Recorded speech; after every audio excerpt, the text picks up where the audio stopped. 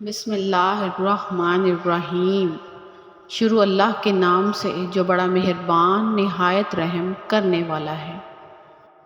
یہ تو میرے رب کی رحمت ہے، ورنہ انسان کسی حال میں خوش نہیں۔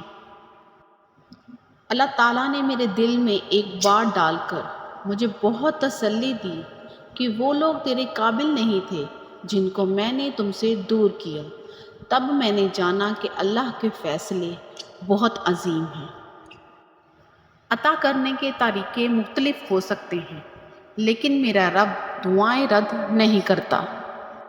مایوس وہ ہوتا ہے جو اللہ پہ یقین نہیں رکھتا، اور محروم وہ ہوتا ہے جو اللہ کی نعمتوں کا شکر ادا نہیں کرتا۔ دنیا کا سب سے خوبصورت پودا محبت کا ہوتا ہے، جو زمین میں نہیں بلکہ دلوں میں اگتا ہے۔ حضرت علی۔ تم وہ مانگتے ہو جو تمہیں اچھا نظر آتا ہے، اللہ وہ دیتا ہے جو تمہارے لیے اچھا ہوتا ہے۔ اچھا دوست چاہے جتنی بار روٹھے، اسے ہر بار منا لینا چاہیے، کیونکہ تسبیح کے دانے چاہے کتنی بار بکھریں، چن لیے جاتے ہیں۔ اگر ہمیں لوگوں کے برے رویوں اور تلخ لہجوں کے پیچھے چھپی وجوہات کا پتہ چل جائے تو یقیناً ہمیں ان سے ہمدردی محسوس ہو۔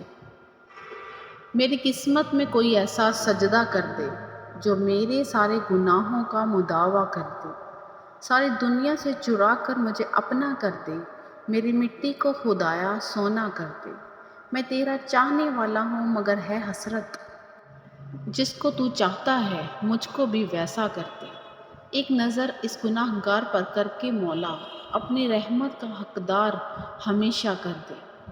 ہم سچ کو پسند کرتے ہیں مگر بولتے نہیں ہیں، ہم جھوٹ سے نفرت کرتے ہیں مگر بولتے ہیں۔ سچ سورج کی طرح سر پر آن کھڑا ہوتا ہے، جھوٹ کے بادلوں میں چھپ نہیں پاتا۔ اس لیے کسی کو سچا جھوٹا کہنے سے پہلے بس ذرا صبر سے کام لیں کہ بے شک اللہ بہتر انصاف کرنے والا ہے۔ اس سے پہلے کہ مٹی کا بدن خاک بنے، باوضو ہو کر مصلی پر جوانی رکھ دو۔ نشانے سجدہ سجا کر بہت غرور نہ کر، وہ نیتوں سے نتیجے نکال لیتا ہے۔